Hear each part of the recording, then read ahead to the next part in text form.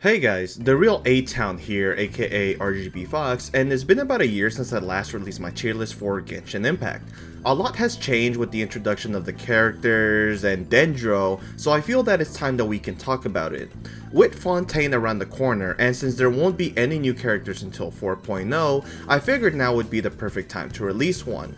With that being said, if you enjoyed this video, consider leaving a like and subscribing for more discussions such as this one. Let's get on with the video. This won't be a simple video going over every character. Anyone should be able to see what I placed here and potentially make sense of it, considering no one is going to wonder why Alloy is bottom tier. Instead, I want to talk about the biggest winners and the biggest losers of the Sumeru patch, and some of the characters here and there to finalize my takes. Now, to start off, I want to begin with naming the biggest winners of the 3.x patch. Undoubtedly, one of the biggest winners of the 3.x patch has been Fischl. Now, Fischl's always been good, and I think aside from Shanling, Fischl has always been that one 4-star that has been loved forever. She has good damage, great electro application, and is very easy to build, but Quicken has given her a new avenue to deal immense damage with her A4 passive. Being able to consistently deal additional instances of aggravate damage makes her a top contender for being deserving of the now S tier spot in my opinion. Next is Beidou. I believed she was very niche back in the day, considering how I only thought she was good in Sucrose Taser, but nowadays, with Dendro existing, I believe she's a lot stronger now than back then. My favorite teams with her right now are Double Electro Hyper Bloom, Sucrose Aggravate, and of course, classic old Sucrose Taser. Despite the buffs she indirectly received, I still think she's a bit niche and I can't justify her being any higher than B tier for now. Perhaps that'll change at 4.0, but as of right now, she stays. Next on the list of winners is Ayato. Ayato was never a bad unit, but he wasn't a unit that I'd tell many people to go for if it wasn't for the creation of Hyper Bloom and Burgeon. He has really good AoE Hydra application which can help hit multiple enemies to trigger a bloom. His burst helps improve his Hydra application and his rotations are pretty easy to learn. The best part about all of this is that you can focus him on personal damage and ignore elemental mastery since it won't be needed to trigger Burgeon or Hyper Bloom because he's not going to be the actual trigger, meaning he can stay built as he's always has been. Now, Kazuha won big time. I already have a video about his positives, but legit, Dendro has made him into a powerhouse. The number of teams added to his roster has increased, so it's easy to consider pulling for him and trying him out in many teams, whether it be Hyper Bloom, Burgeon, Aggravate, especially if he wears a 4-piece TF set and in spread teams. Additionally, he also received some new weapons to be able to equip him with, such as the Zyphos Moonlight, the Sapwood Blade, or even the Takubo Shigure, which enables him to have more accessible weapons to utilize for his builds. Lastly, Feruzon is a unit you can pair him up with if you have him at C6 to be able to have a full Animo team, so ultimately, he won big time. Last but not least in the list of winners is Kuki. When she was released in 2.7, she was honestly pretty bad. She didn't do any damage, there was no reason to replace her over Fischl, and her electro application was slow. Aside from that, if you were looking for a strong electro healer in your team,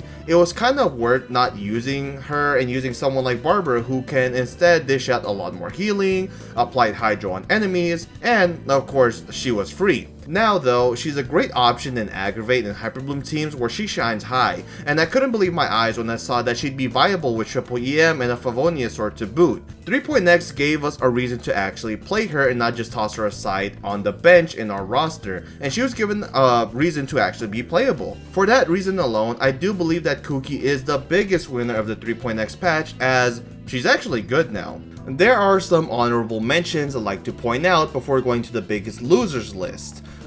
First off will be Razor, who gained viability through the Thundering Furry team. Although that team does have a slew of problems and caveats, it's still a pretty decent team that you can actually create.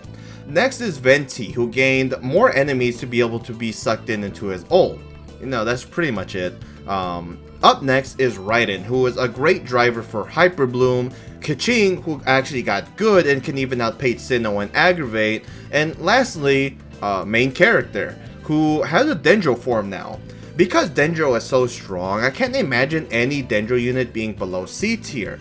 But of course, their burst still sucks, and they require a crap ton of energy recharge, so low-key they're just mid. Now, with that out of the way, it's time to actually talk about the biggest losers of this current patch. Because there's so many losers in this patch, I have made it simpler by putting them into a few categories.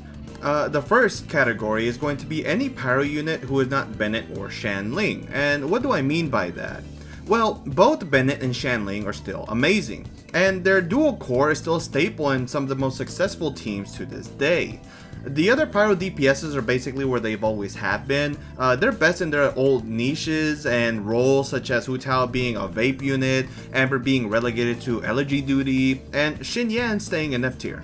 Almost all pyro units can be played in virgin teams except for the bow users, and overall, in those teams, I'd rather play Toma or have Shanling be my virgin trigger. Next up are the Geo units. No Geo unit is really that great, and I mean, they didn't get anything new for one. Number two, their reactions with Dendro is non-existent, and number three, the best Geo unit is still Zhongli, and even more so since the shield can shred Dendro resistance, and that's basically all he's good for aside from shielding.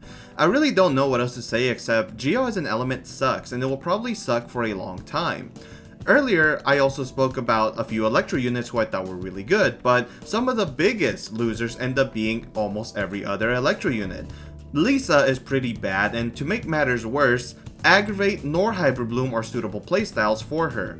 Her damage is low even in Quicken teams, and her burst is unreliable to hit C's dropped by the Bloom reaction. Raiden and Kuki's Electro application instead is going to be on an elemental skill. It has 100% uptime, and it reliably hits the seeds, making them top contenders for Hyper Bloom, which is something that Lisa lacks. Kujo Sara still has the one niche to be our support for Hyper Raiden, and well, Dori manages to be worse than both of them, by a milestone. She competes with Kuki at being an electro healer, she requires a ton of ER to do so, and she has the worst electro application out of any electro unit. How bad? Well, Mahoyo gave her a unique ICD to have electro application every 3 seconds on her burst, meaning that even in Aggravate, she's at the bottom of the totem pole. It sucks because I love her design and personality despite many saying otherwise, but it's true. She is a terrible unit, and Kuki does what she wants to do, but better. In the last lot of the biggest losers of the 3.x patch, and arguably the biggest loser to exist in this tier list, is Dea. I didn't want to put any new characters on this list, but holy hell, Dea was not even given a chance to be good. For one, her numbers on her normal attacks are atrocious, by far the lowest numbers for any Claymore user, even the 4 stars. Her elemental skill applies pyro very slowly, and they have poor multipliers, along from the fact that she has a pretty low amount of damage mitigation. Lastly, her burst costs a good amount of energy, and when she uses it, she takes her elemental skill off field, meaning that she can't even generate energy when she is on field, so there's very little reason to want to pilot her as a on-field DPS unit.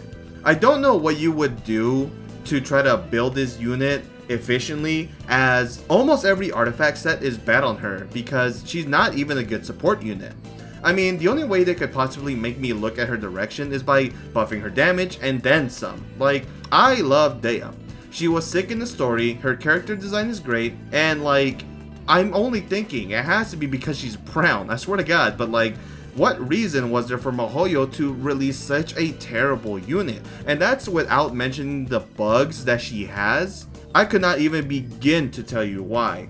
It's baffled me back then and is baffling me now, but really, 3.5 was a terrible fucking patch. Lastly, I will go over the honorable mentions to the 3.x patch losers, beginning with cryo units in general. Cryo has been strong for a while, and it really is all thanks to the freeze mechanic. I still play freeze teams here and there, but Mahoyo clearly wants it to detract away from the freeze mechanic and onto Dendro specific reactions, which is cool, but like, that makes the abysses they release terrible, such as the current one that we had at like before the reset, and I will never understand why I have to deal with the Hydro Herald and then the Cryo one in the same chamber, because it makes me want to rip my hair out. Why does Mahoyo get to use freeze, but not me? To make matters even worse, they don't even have a reaction with Dendro, which is bullshit because Frostbite would have been cool to introduce as a reaction. And as much as I'd like for Fridge teams to be good, they aren't. Lastly, for the honorable mentions of the biggest loser is Kokomi. The reason I wanted to name her as one of the biggest losers is because she's kind of ignored as a unit now.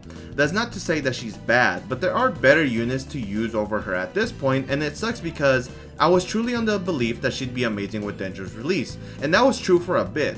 But now, the only team I could feasibly see her in is Nilo Bloom, and even in that team you don't need Kokomi. With the indirect nerf to Freeze and seeing less accessibility in the Spiral Abyss, Kokomi's Hydra application is kind of unnecessary in my opinion. I'm sure there are a lot of people that still play her with the Consecrated Beast being in the third half of the Abyss, but like, yeah, I don't blame you, but she's still kind of a waste of space in my opinion. Despite all that, I don't believe she's as bad as Barbara and Mona, and I stand by that belief, so she avoids being one of the biggest losers this time. Honestly though, this is all my opinion. Some may oppose and others may agree. Regardless, I don't believe there is a perfect answer now, is there? I have truly enjoyed the Sumeru patch, and I hope that the next one introducing Fontaine is just as great. We got a trailer on what the main town would look like and some of the fun that will be introduced, such as being able to swim underwater, which like finally, by the way. Really, I need to catch up on to the story so I can make it in time for 4.0. And I'll do so in, I have a lot of time, basically. I'll have it done by 4.0 at the very least. So yeah, if you enjoyed this video today, consider subscribing, leaving a like, and if you have your own take that disagrees with my own, let me know in the comment section below. This has been RGB Fox, and I hope you have a good rest of your day. Peace.